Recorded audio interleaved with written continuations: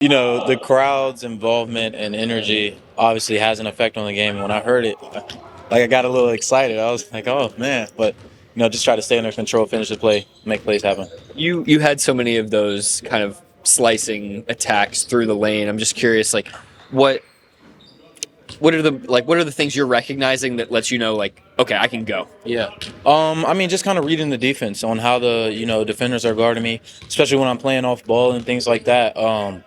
Guys might be helping off of me, so I know when the ball comes. There's certain just seams and spaces that I can get to, and just trying to be explosive and act on those things quickly. So, when I see those things, I just don't hesitate, try and make a play, and it all works out the way it's supposed to. In year two, is that switch going a little bit more like when they changed personnel? For example, when they had Zubats on the floor versus when he was off. Like, okay, they're going to be defending differently now. Yeah, 100%. I mean, you got to be able to read personnel and know, the things that you might be able to do on the court offensively when certain guys are in versus when, certain guys aren't. Even when Zubac is on the floor, if you see him as a low man in the paint, it's probably not a great idea to try and go finish above him.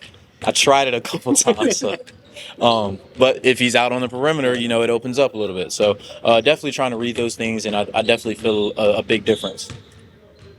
Aaron, coach has said that you are kind of like an expert at your own game at this point. Just how much confidence do you have in your game now, and what are the things that kind of have helped you become that expert in your own game right now? Yeah, a ton of confidence, and a lot of the reps and the experience that I was able to get last year, and then being able to sit down in the off season and even now and just sit back and watch film and see some of the things that I excelled at and some of the things that didn't work so well in my benefit. Just kind of being able to make those adjustments and read throughout the games. And so I try to find the things that I'm good at more often, and I try to make sure I'm making the right plays.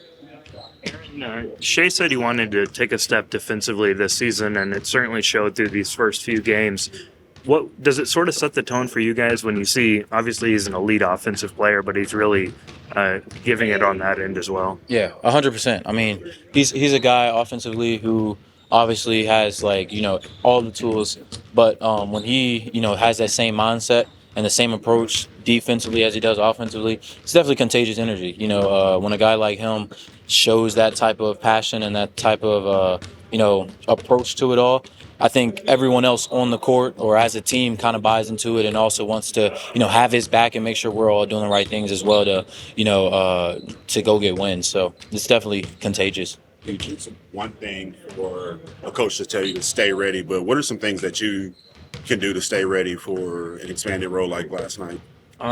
Just kind of being a team player is one thing that I think goes into your individual mindset to staying ready. Knowing that when the team is successful, you're doing some of the right things. When you get your opportunity, you're going to be doing the right things. Just being able to watch the guys who are on the court, whether you're on the bench or on the court, knowing that you're, doing the right thing and trying to, help the team is huge and all of that. So, I don't know. And I would assume you went pretty much your whole life with playing as much as you wanted. Yeah. How tough is it to come into a situation where you don't know how much you're going to play any given night?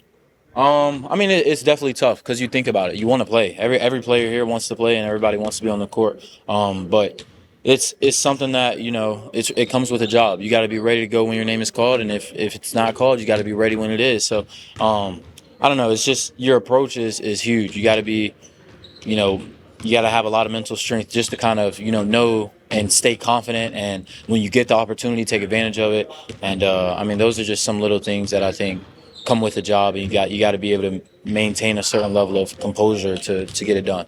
Does it make it easier or harder knowing that everybody on the roster has an argument to play every game, or just something like it definitely makes it harder. Because that's the competitive nature of it. Everybody wants to play. Everybody has certain things that they may bring to the table. So it'll push you as an individual to get better in practices and games and everything like that. But at the same time, it should also give you the mental strength to kind of be ready for whatever it is that whatever lineup he has out on the court, whenever he calls your name, because you've been preparing for it, you've been competing against it, you see it every day, and you're just in a position where whenever you're ready, you should be ready to go.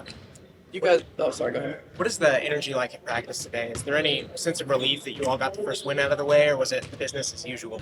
Business as usual. I don't think there was any difference. Nobody said anything about the win at all last night. You know, we got them again tomorrow, and we got to come out and do it again. So it was another good day of just kind of getting back into our stuff, making sure we're going over the things we need to, and, you know, getting prepared for tomorrow.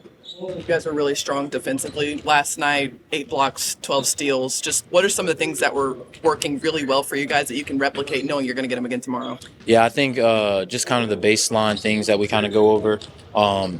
Pick and roll defense, being in our spots, being able to rotate, trusting each other. Those are some of the big things that we've always emphasized, and I think we did a really good job last night of just making sure that we were, you know, prepared for anything that they kind of threw at us on the offensive end. And even in transition, I think we only had a couple turnovers. I think there were a lot of things that contributed to us being able to get to our spots defensively and, you know, try and get stops. Who do you think is a better singer, Beyonce or Mariah Carey? You you can't say that's hard. I'm not gonna say not Beyonce, so I'm gonna say Beyonce.